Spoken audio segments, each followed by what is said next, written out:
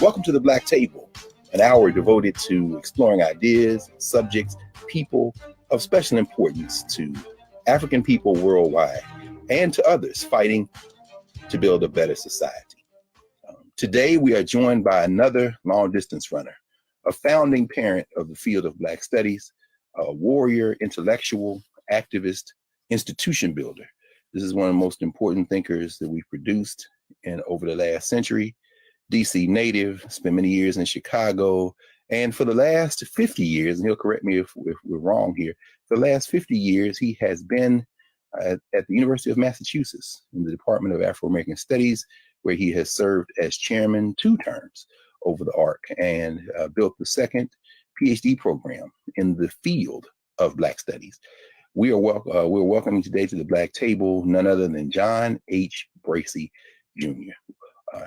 Welcome, Professor Bracey. How are you? No, I'm good. Like I tell people, I wake up and I open my eyes, I look around, I'm still here, so I go to work. And that is true, brother. That is true. We only have a little less than an hour today, so we want to get right to the point. First of all, thank you for joining us. When we put together the Black Table, you are one of the names that immediately came not only to mind, but it was a command. We have to get John Bracey at the table to discuss. Can we start at the beginning? You're a DC man. You were a DC kid raised in DC in the shadow of the campus of Howard University. Was it 4 generations of educators in your family? I know your mom, Helen Harris Bracey, was on the faculty in the School of Education. Could you tell us a little bit about growing up in DC? Because I still find it hard to believe that Sterling Brown helped correct your writing and you knew Dorothy Porter, Wesley. Can you talk us about what it was like to grow up in DC? I guess this would have been the 40s and 50s. Yeah. I was actually born in Chicago, but my father worked as a waiter on the Pennsylvania Railroad. So my mom's wanted a steady job, so she got a job at Howard. She met my dad at Bethune-Cookman, but my mom went to high school, went to college when she was 15, graduated when she was 19, had a Rosenwald, and then had a Jeans Foundation fellowship. And she went down to Bethune-Cookman to meet Miss Bethune, talk to Miss Bethune. And Miss Bethune gave her a letter, it's in Bethune papers. Go over to the dean of students. I want him to hire you. And that's what the recruitment process was. This is the bearer of this letter is Mrs. Helen Constance Harris. Please hire her, right? Well, she met my dad at Bethune-Cookman. He's only like 1 year older than her because she graduated from college at 19. And she's teaching when she's 19, taught at Tougaloo when she was 13. She and my aunt, they taught in the Daniel Hand schools. See, I got 10 Tougaloo alums in my family. Tougaloo. So when August Meyer, who we'll talk about a little bit later, ends up at Tougaloo, he's actually following in your footsteps, not the other way around. No. He know the people that he taught at Tougaloo were friends of my mom's. Wow. So when I did a book with Augie, they started laughing because they said Augie was crazy even then. They said Augie would go around reading and bumping into the light post and apologizing to the light post and all this stuff. I mean, Augie was a trip. Right? So when I first met him, he knew all of the same people I knew. But my mom's wanted a steady job, especially because I was born in World War I, 3 months before, Pearl Harbor, right?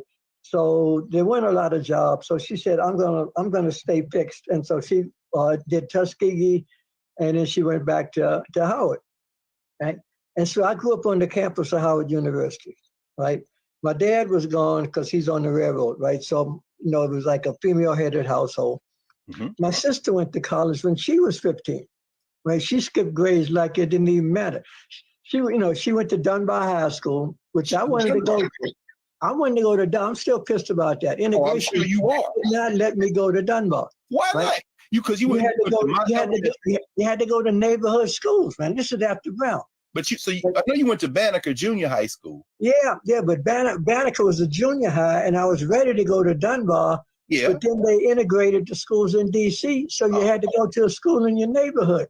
So I had a choice. I could go to Cardozo with all the gangbangers, right? All my thug friends. I said, I ain't going. No. I already know y'all. Like I ain't fooling with y'all. The Jolly Stompers, Detroit Park, all them. Right? I said, no. So you had a choice of Roosevelt or Coolidge.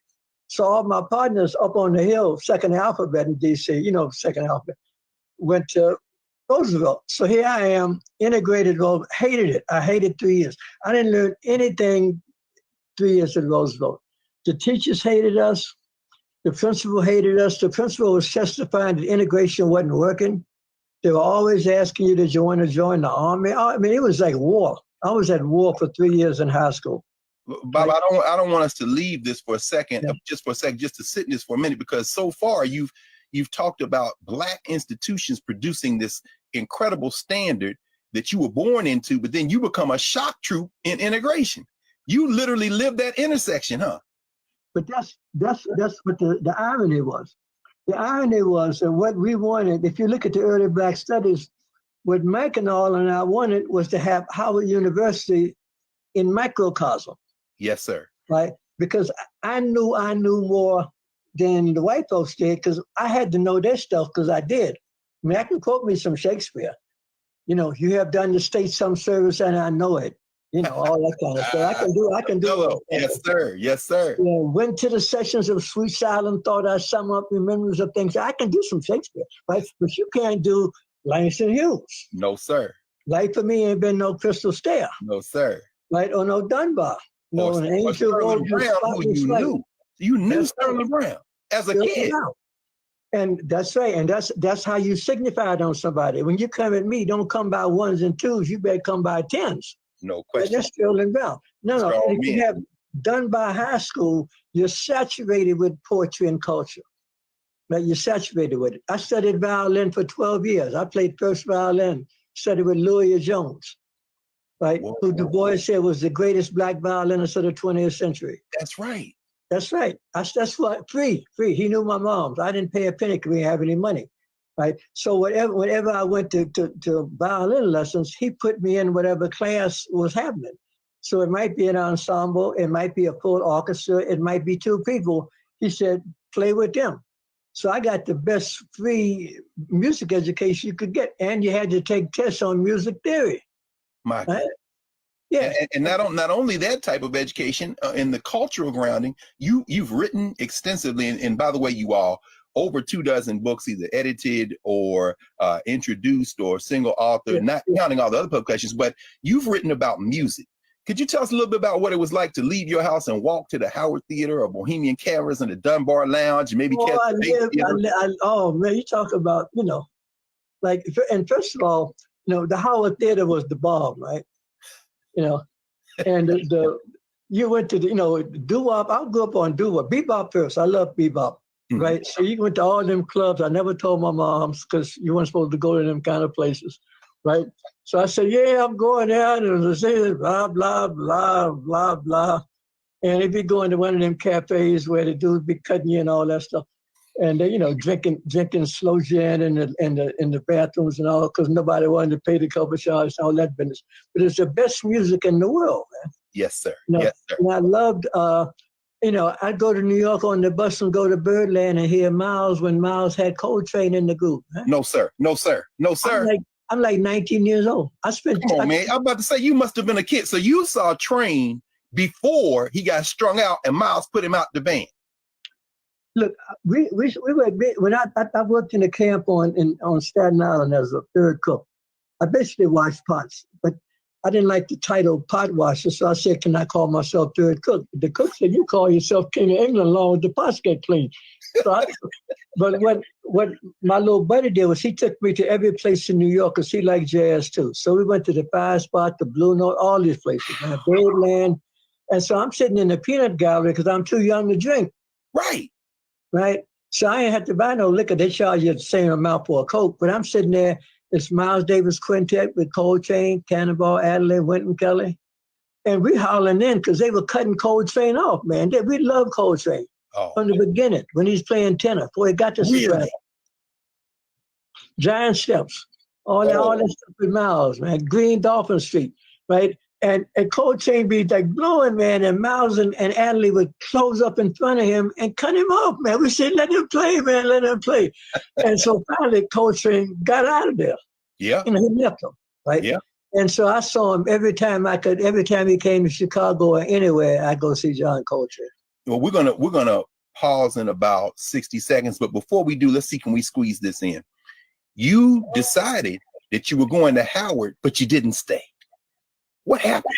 No, I went for 1 year. You never go to a school where your mother teaches. Everybody remembers you from when you were 5 years old. No question. Right?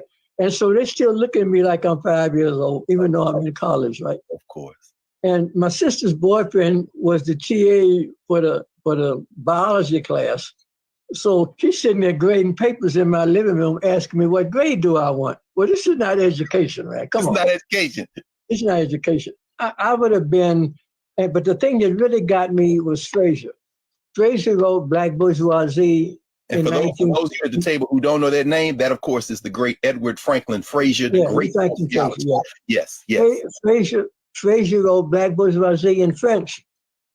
That's right. And left it in the library for 2 years. And people would come by and say, "Oh, I read your book." And Frazier would say, "That Negro can't read a word of French. She's lying, right?" But Frazier would sit people would hide in my mom's office, right next on the elevator in Douglas Hall, second floor. Douglas Hall, yes, sir. That's right. And that tiny little office, I'd be in there and looking out the window doing my homework. And Frazier would come back and sit next to me, and I'd be listening to all of, be William Banner and Mayford Logan and Robert Martin, Sterling Brown, and all of them. And he would say, what do you think they're talking about? I said, I don't quite get all of it. He said, don't worry about it. They don't get it either.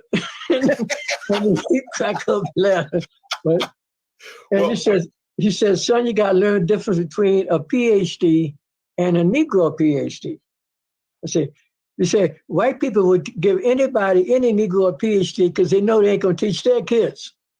They're going back to a black school and they don't care whether you know anything or not. They don't care. Right? So there are a lot of people walking around, they call themselves doctor.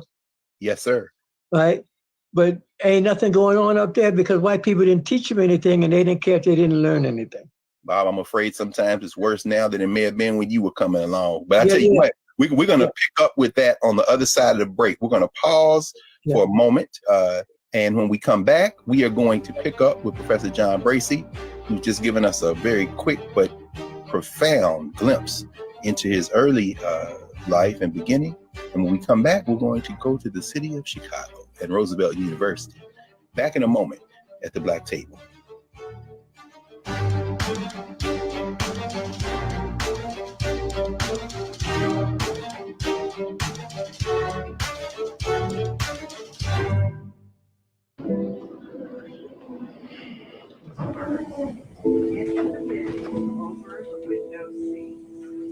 These are the only bins that will accommodate larger overboard.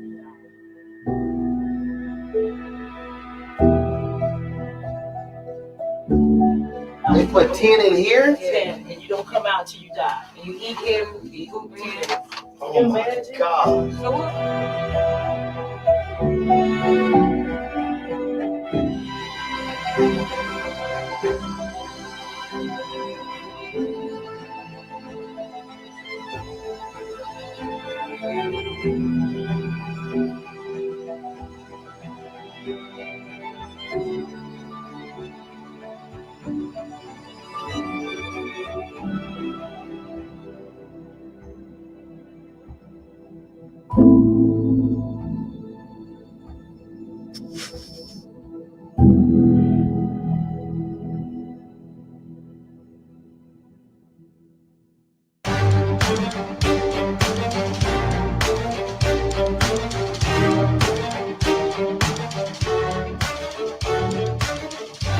Welcome back to the Black Table. I'm Greg Carr here on the Black Star Network with Professor John Bracey, and we're honored to have him. Prof, when we left, you had gotten some sterling insight from the great E. Franklin Frazier.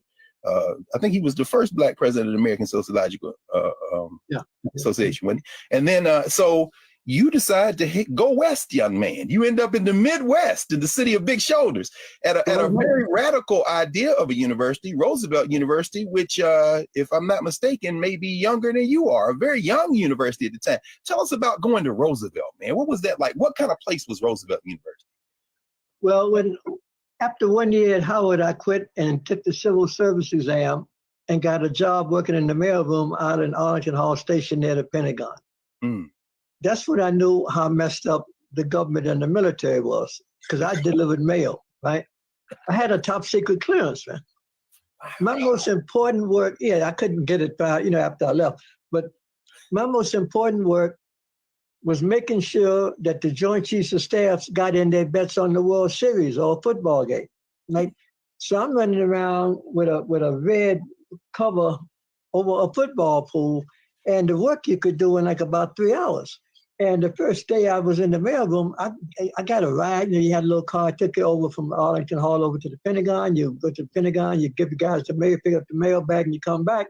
I came back about 2 o'clock, and they said, "Why are you back?" I said, "Well, I took the mail over, got the mail back." They said, "Don't ever come back here before 5 o'clock."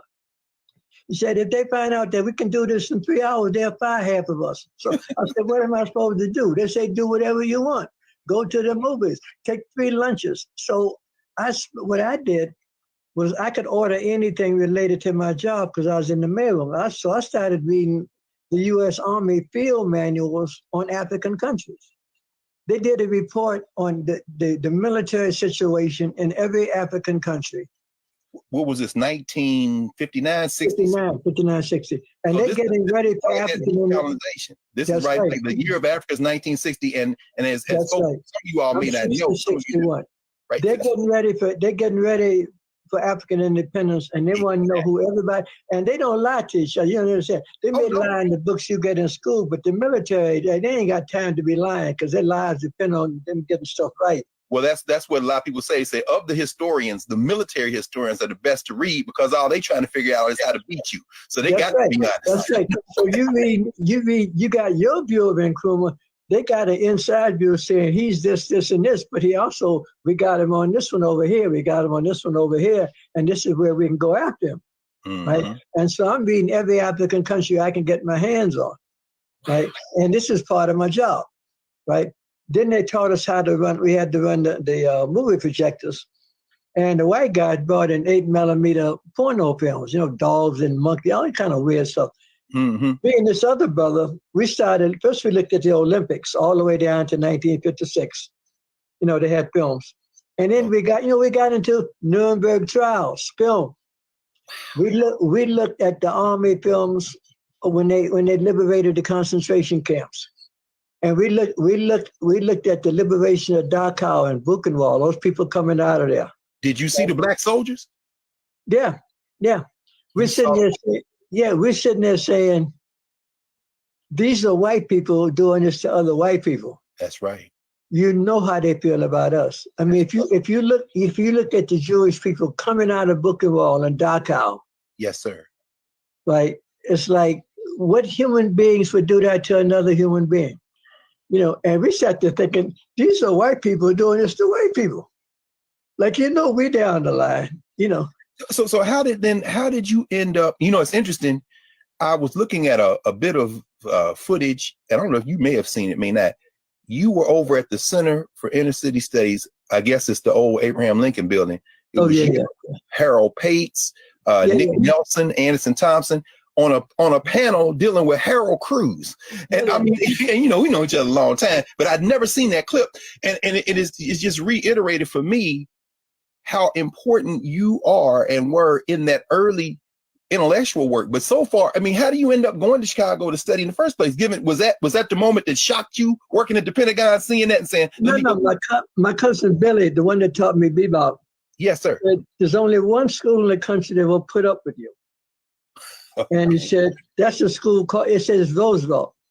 And I said, why you think so? Because it's full of crazy people just like you. And so I transferred to Roosevelt. And when I hit Roosevelt, you go to the cafeteria and every organization had a table. So I just got there, like every political tendency, you had the Yipsos, the Communist Party, the Trotskyists, anarchists, everybody, the School for Management, everybody, and you sat at the table that had your thing, right? Yes, sir.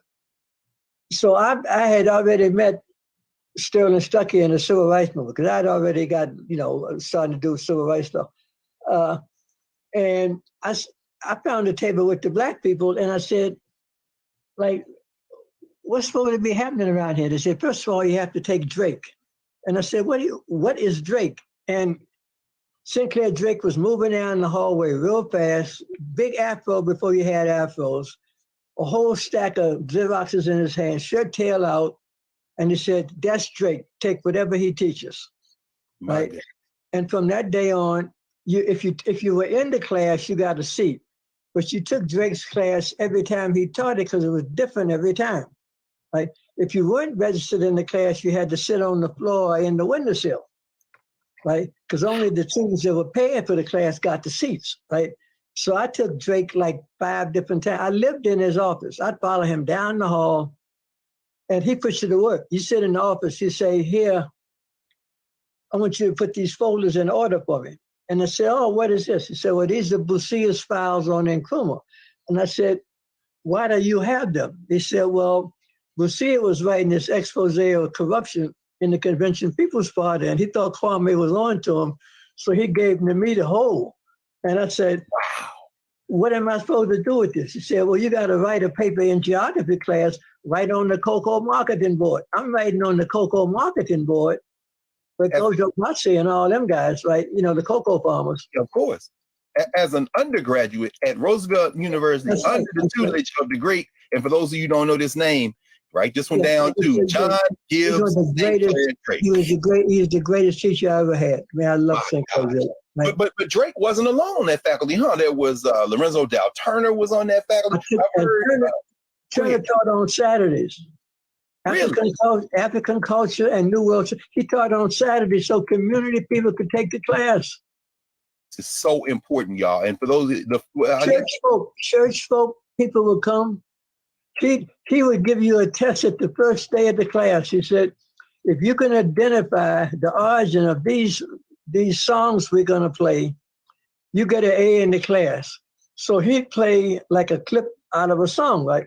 I said, oh, we know that. That sounds like my grandmama's church. They said, no, that's Barbados. He said, oh, crap. And he said, okay, what's the next one? Then he played da-da-da-da-da. You say, well, okay, if that was, then that must be Alabama. He said, no, that's West Africa. He said, you don't have to go to Africa to find Africa. Africa's in you.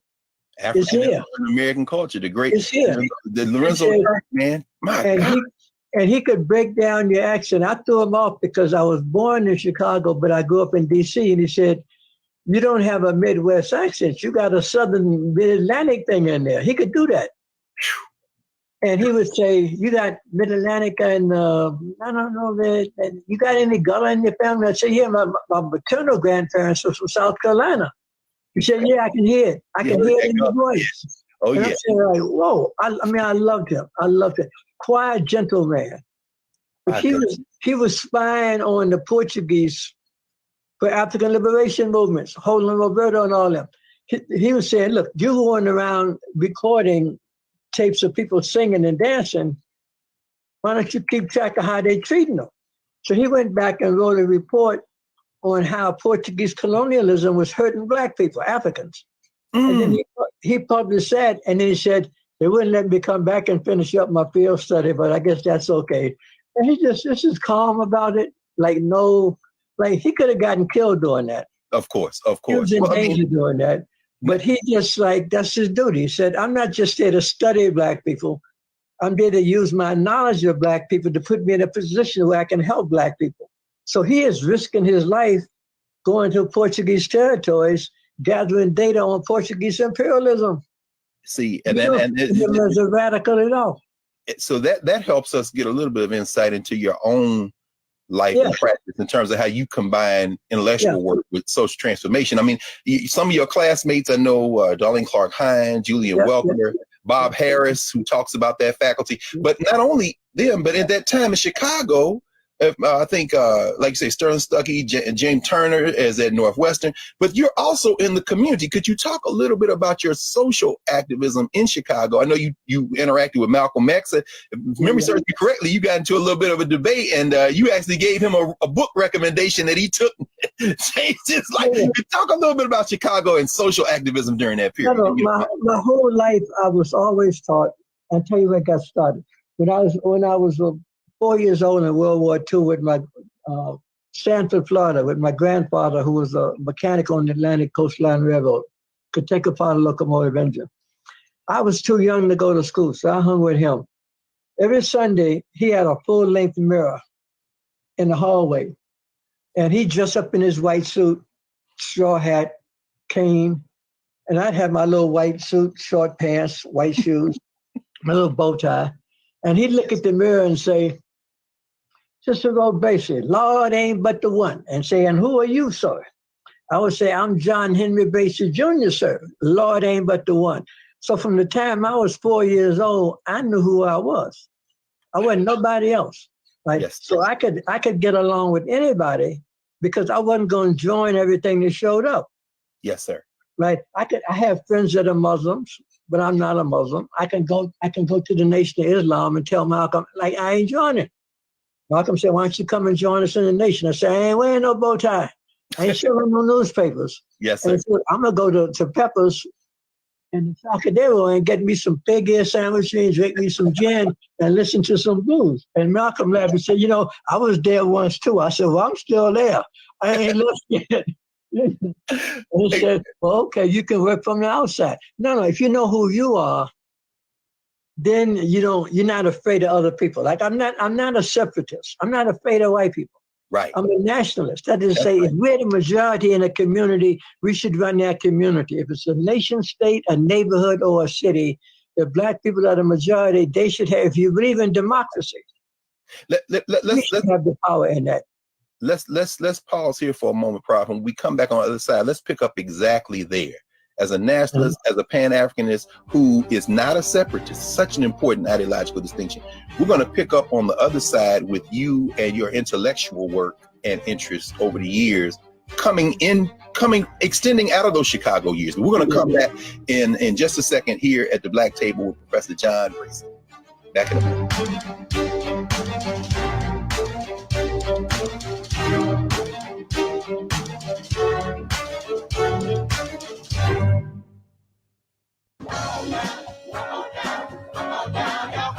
We welcome you to the launch of the Mass Poor People's Low Wage Assembly and Moral March on Washington, D.C., June 18, 2022. We are a new, unsettling force, and we are powerful. New, unsettling force, and we are here.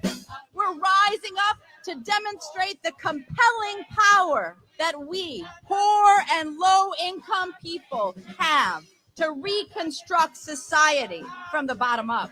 And we need to do it with the loudest voices possible, the biggest actions possible. Because we know that there is no scarcity in this land. The only scarcity is the moral will to do what's right. Hold on, just a little while longer.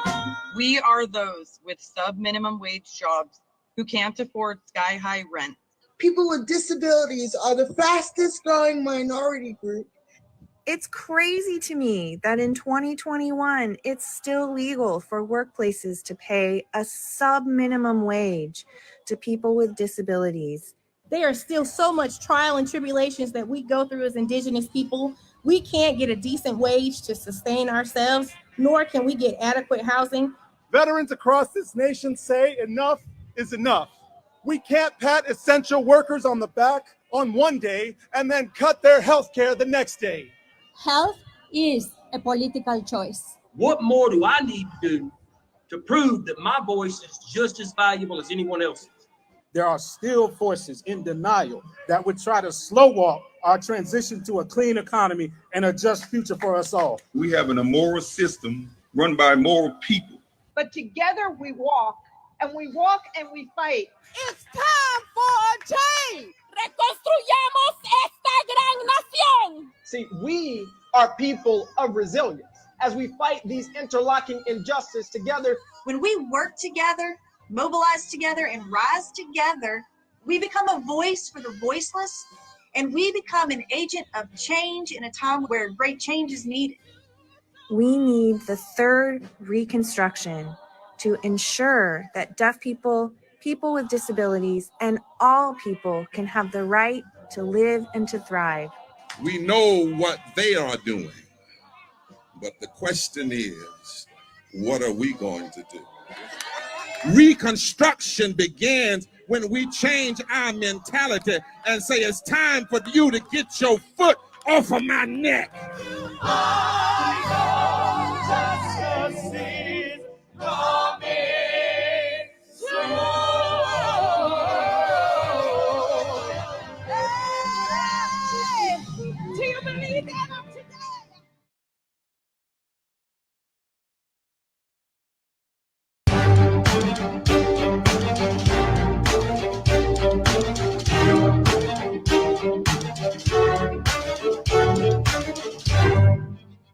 Welcome back to the Black Table. We are engaged in a riveting conversation with Professor John Bracey of the University of Massachusetts, Amherst, one of the founding fathers of the field of Black studies. Prof, when we left, you were telling us about your commitment to social transformation, grounding in the Black community, but not exclusive to the Black community. You encountered two figures during your years at Roosevelt, August Meyer and Elliot Rudwick, white scholars who became very important in African American intellectual history.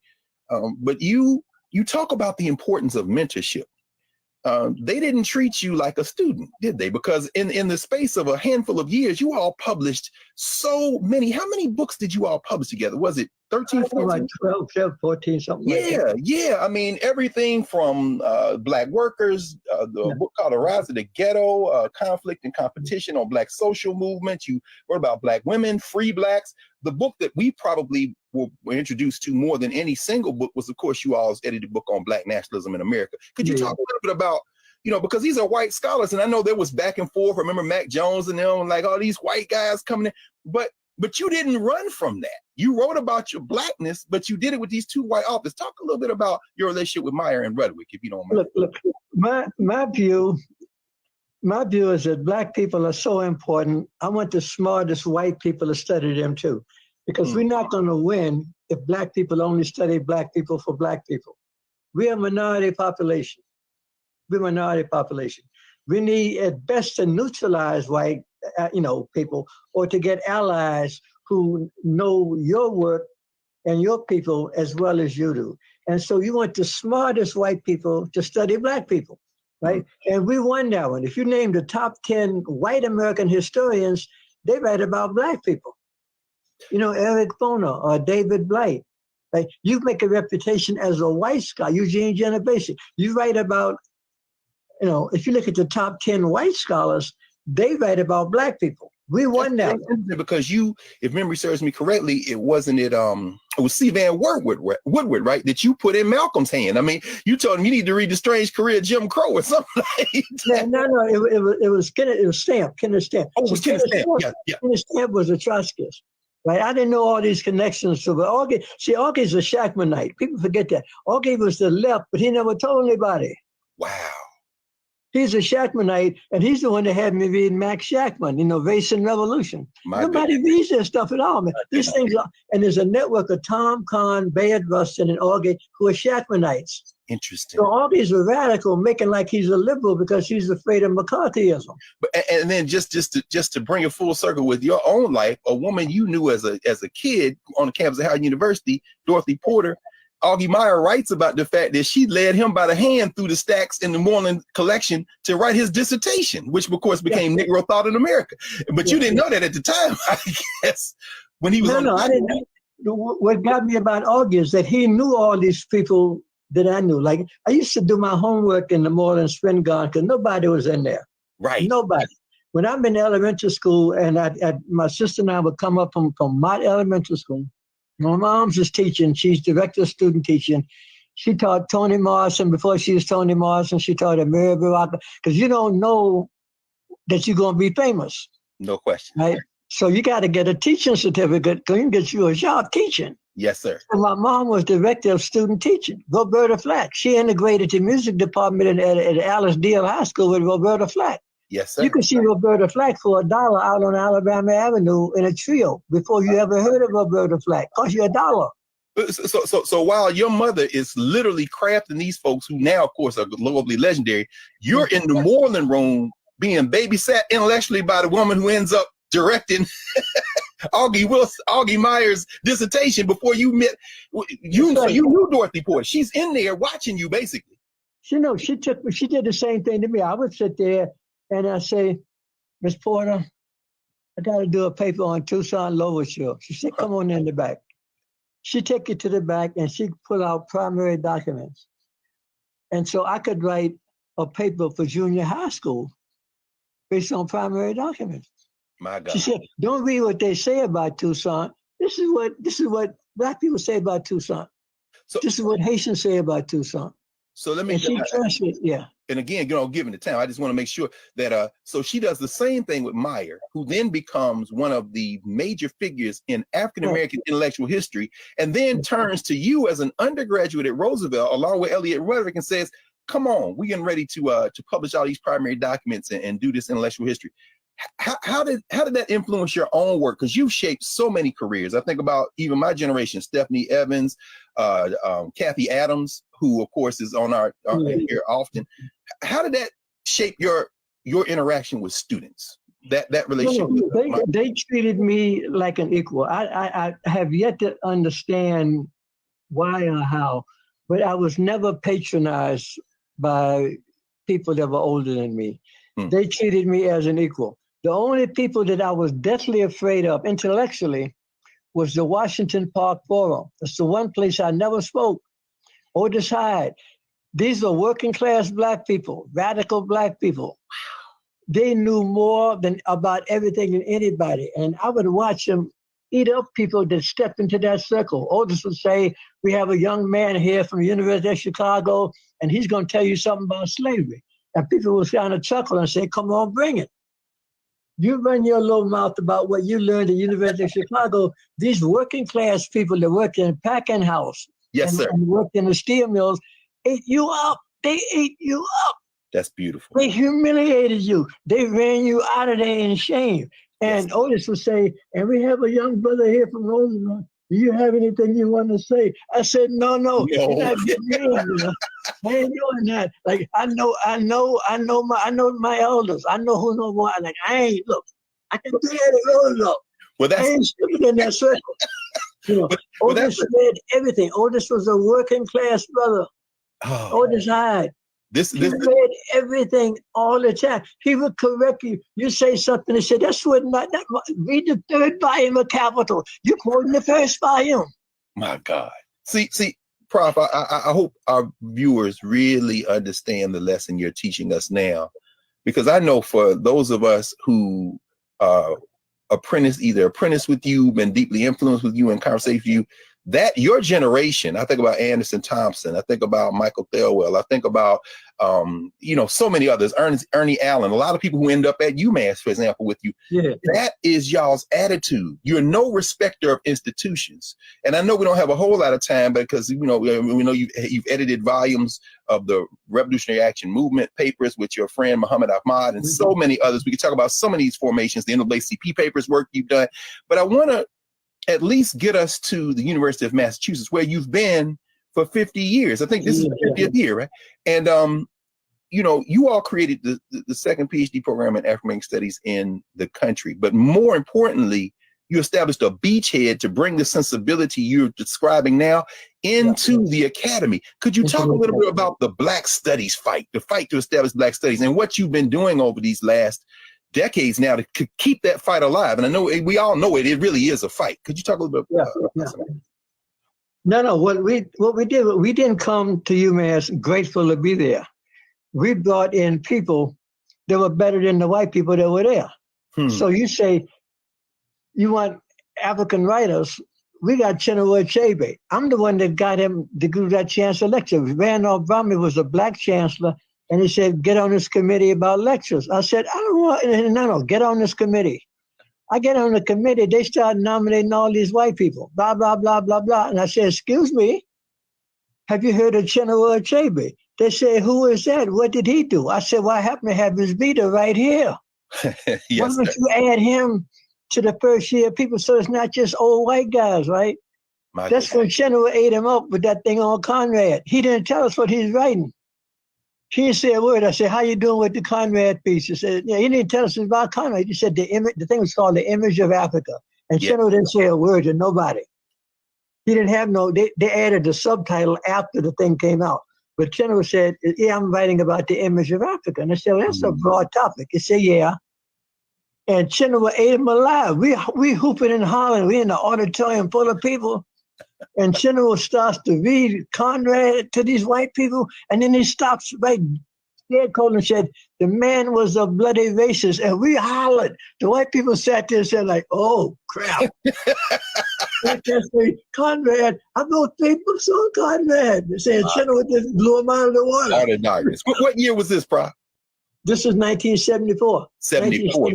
So it was the first Chancellor's lectures. The first Chancellor's lectures. But by then, you all reach far beyond the academy. Where you Sonia Sanchez and Archie Shepp, and so. I mean, could you name some of the people y'all brought to? We brought the year I came. They were look. We got there because of Herbert Alpecker. Herbert Alpecker was supposed to come with the Du Bois papers. Harvard wouldn't take the papers because they said Alpecker was a communist. And Alpecker said it's also because I'm Jewish.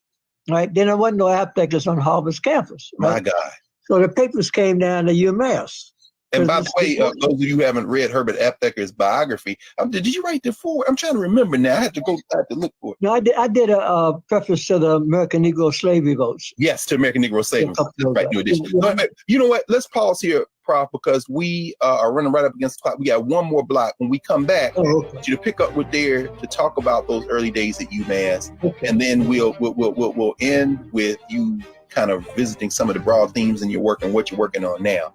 When we come back right after this break at the Black Table with Professor John H. Bracey, Black Star Network, back in the room.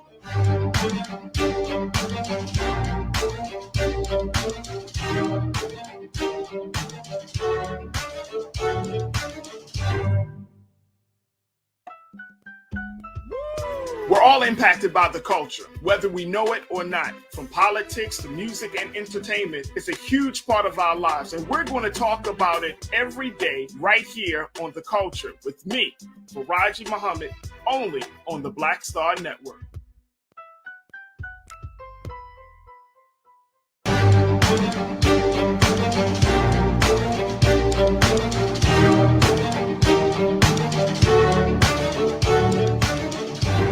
Welcome back to the Black Table. I'm Greg Carr here at the Black Star Network with Professor John Bracey. We're going to have a part two, Professor Bracey, because we have missed a thing. You've packed this hour with so much. When we left, you were talking about the early days of the UMass program and the folks you were bringing in. And in fact, you mentioned Herbert Aptheker. Of course, we know now the library at the University of Massachusetts is named for W.E.B. Du Bois. Could you talk about what you all have tried to achieve, and in fact have achieved with that program? I know, of course, I went to Temple, which was the first PhD program in African Studies. Right. But when the UMass program came online, a lot of my fellow students finished their master's degrees and came to you for the PhD. I think of Andrew Rosa and Kathy Adams. And we know that introductory 50-book course is legendary. Talk a little bit about how y'all designed this program and what you were trying to accomplish there at UMass and the impact it's had on the field. What we saw was that people were coming to our program that didn't know our undergraduate major. So what we wanted to do in our major works was to replicate our undergraduate major in 1 year. So that in effect was the 30 hours of the undergraduate major in 1 year in a seminar. I wanted 100 books. See, because when Augie came to Roosevelt, he passed out a sheet of paper that had 25 books on it. And we said, this is a bibliography? He said, no, this is the reading list. I said, was it 25? You said we lost that number. 25. He gave 25. You a sheet of paper and you said, is this the bibliography? No, this is the reading list for the class. Yeah. No, so I know you can do it. I said, start reading. And your work is, full fellowship. Your work, 40 hours a day, 40 hours a week, is to read and to study. Don't do nothing else. Read and study. Don't teach because you don't know anything. You can't teach you don't know anything. Read. You dropping get up. If you go to the library at 9 in the morning, take a break for class, go back to the library at 5, you will have all your work done and you have free time on the weekend. It's your job. It's your job. Right? So we wanted the undergraduate major, we want that in your head in 1 year. Then we can get you to the graduate level, the specialized work. But you got to have the language of the discipline. You got to know the fundamentals. And I've heard you talk incessantly, regularly about the value of time. And how this society would be very different if intellectual work, if there was time for intellectual work. People have to take the time to do that. Can you talk about how important this kind of community of learners is, this concept, either in the university and, the Black colleges, I'm afraid, are following along the line of some of the worst tendencies of the white ones in terms of cutting out this notion of intellectual work. Could you talk a little bit about? No, the fact is we have a notion in intellectual is that somehow we're special and different from other people. Mm-hmm. Right? My experience, even though I grew up on Howard's campus, I lived in Northwest DC in a Black neighborhood, right? Yeah. Yes. I shined shoes at a barbershop and cut hair at my cousin's barbershop, right? I could never be this wino. I never forget Daniel Napa. He was drunk all the time. He would always beat me at the crossword puzzles in the newspaper. And then he'd laugh at me and say, young blood, you going to college, you better get to work because your stuff ain't tight. This guy's drunk telling me this. Brains are not just in the academy. The crime in this world is that there are people that could solve cancer. Yes, sir. But they're out chopping cotton, or they're working in a field somewhere, or they don't have time to think. The most important thing you can give people is the time to think. We don't know how many geniuses, right, are sitting there in their spare time reading physics, but then they got to get back to the assembly line. So they'll never get to a school. You know, you find them in community colleges. So if you want to see some really strong people, yes, sir. Most people that work, they got a full-time job. Yes, sir. But they come in your class, they do the reading. They ain't playing. That's they right. Ain't playing. That's right. They said, no. This is my step to get me the time to do the rest of my thinking. Yes, sir. You have to know, the smartest people are not necessarily the people in the academy. Absolutely. I met people in the barbershops, the Washington Park Forum. I met people in New York working in the kitchen with me. Of course. They could school me on a lot of things. Of course. And so don't think because you guys, you go up on a college campus that you know everything. So no, you know what you learn on a college campus. But can you learn about this? Do you know this? Much of your writing and much of your work documenting social movements has kind of been focused at those folks who are not at the university. I know you edited a whole volume, for example, co-edited with many others, a volume on Black women, African-American women, and the vote. Could you talk a little bit about how this society, perhaps, some of the challenges we face in terms of gender and class, and even coalition building with other oppressed people and groups? Because a lot of your work has been devoted to that, workers and Black, Latino, and Black Jewish. And no, we're not the only people. We're not the only people on it. Look, people have this notion that we discovered all these new things like transnationalism. Look, Booker T. Washington and his story of the Negro has 2 chapters, defined chapters on women. A New Negro for a New Century, defined chapters on Black women. There's a book published by Reginald Major in the 1890s called Noted Black Women. Nobody discovered gender last week. Black people, when they had brains in their head, knew that the women were as smart as men, and in most cases smarter. Yes, sir. This did not come out of white feminism. Black people were there long time ago. White feminists were trying to get where Black women had already been. They say, we want to come out of the house and go into the workplace. We already been there. My mom started school when she's 13 years old. She don't need to be pointed to the workplace. She's trying to figure out how you get out of the workplace. That's what Black women want. A Black man is proud of his wife doesn't have to work. Not because she works anyway, because she don't trust him with the money.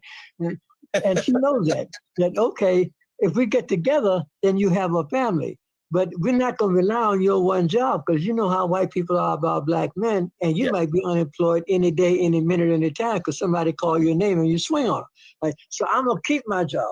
That's a key point. Black women don't sit in their house doing nothing. No, Black women have always worked. That's exactly since Black women, those mothers and wives of millionaire basketball players, they do work. They'll say, we have a committee that helps younger Black athletes stay out of trouble. They don't have to do nothing. If you LeBron James's wife, he make $30 million a year. You ain't got to worry about money. You say, okay, what you doing in the community then? What you gonna do with all that money? Gonna work. Yeah. Work to transform the community. That's right. It's lifting as we climb. The point is I'm moving up. But I got my hand down and I'm taking you with me. You can call it respectability or whatever you want. If you're lying in the gutter, I'm going to stop and try to pick you up out of the gutter. I'm not going to get down there with you or say that's your way of life. That is not your way of life. Now, I'm going to stand you up. Now, if you decide to go back and lay down again, that's on you. If I see you lying in the gutter, I'm not going to say that's the way Black people are. No. That's what white people did to you. And I'm going to give you the chance to do better. I'm glad you raised that, Baba, because you not only in your work with the National Association of Colored Women's Clubs, you've documented that, all that stuff is there. You've you've reached a stage now in your life and work. You've been chair of that department twice. I don't know how they pulled you back to do it again, but that's a story for them. Maybe that's part 2. But as you look forward, I know you've been working on memoirs. You've got some work, multi-volume work that you had committed to do with Ernie Allen on some other things. What do you see in terms of some of your projects you're working on now? Because we know you can't spell retire. So we like I tell the young people, the goal in life was not to go out into the cornfields of Western Mass and do anything. This was a secondary. This is a retreat with the Nixon years. They're pushing us back. They're murdering people all over the country, Black Panthers and a whole bunch of other people, right? And so we got to have a place we can hold on until the movement comes back again. Save who you can. Take Bill Strickland out of Atlanta, Institute for the Black World. Get Chester Davis so he can do the school thing. Get Ernie Allen out of the League of Revolutionary Black World. We're trying to hold on, getting Mike out of SNCC. We're going to hold on till we can go back out into the street again and continue our work.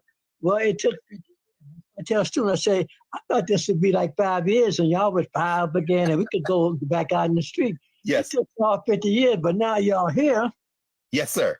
That's what the work is. The work is not me talking about some book nobody's going to read, even though it might be important to you and your cousin and the people in your group at whatever school you're at. Yes, sir. You want to take that same ability of thought back into the community because we're still on the bottom. Yes, sir. Right? You know how many, like Malcolm said, what do you call a Negro with a PhD? And he said, what, the guy say a nigger. Wow. Right? Don't get confused. White people will shoot you just as dead if you adopted so-and-so than if you're a delivery boy. And they have proved that. Barack Obama had all the bona fides you could possibly have. That's right. All the bona fides. He's educated on top of educated. Yes, sir. Right? Ain't mad about slavery because he didn't come through that way. He come from the empire. Not from the Middle Passage. So he ain't mad. You notice he ain't mad. He ain't mad like we mad. No. We're not going to get no black person from Georgia because they mad. Right. And they know why they mad and they coming for us. That's why white people keep them guns.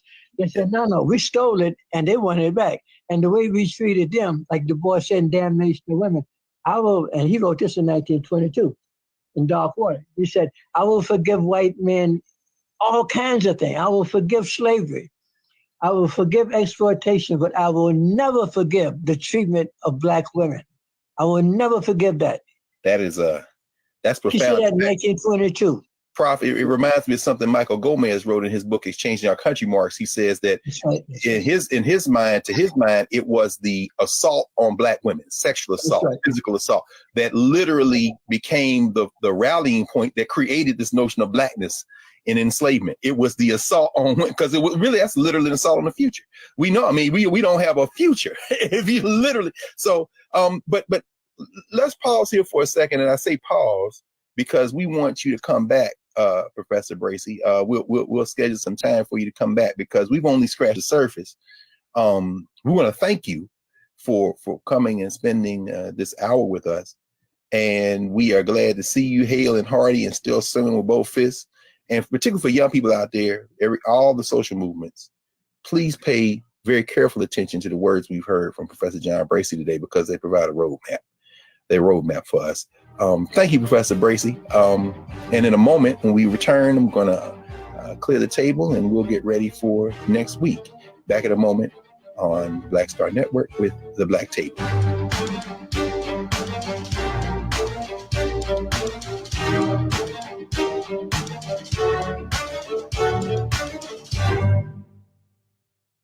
Don't you think it's time to get wealthy? I'm Deborah Owens, America's Wealth Coach, and my new show on the Black Star Network focuses on the things your financial advisor or bank isn't telling you. So watch Get Wealthy on the Black Star Network.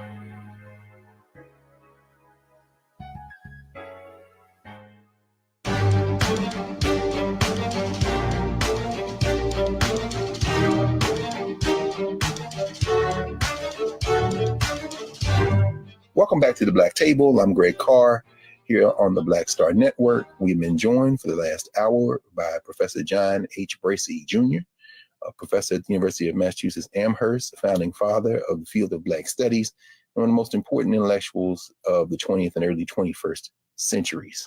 Also an institution builder, non-parallel.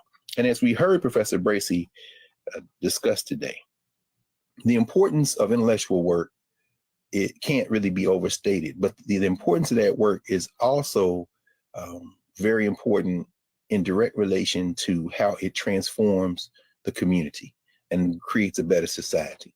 We heard him talk about the fact that when we think about universities, when we think about formal education, we think about the people who go there, who work there, who teach there, somehow perhaps being better than those who aren't. That's simply not true. We know, as the ancient Egyptians would say, that good speech, that deep thought, that the ability to think through problem solving is to be found among the masses of the people. And those who are the best at their jobs, like Professor John Bracey, know that and they practice that and continue to show us how to practice it. So join us next week for our next installment of the Black Table. And until then, everyone stay safe and we'll see you next week.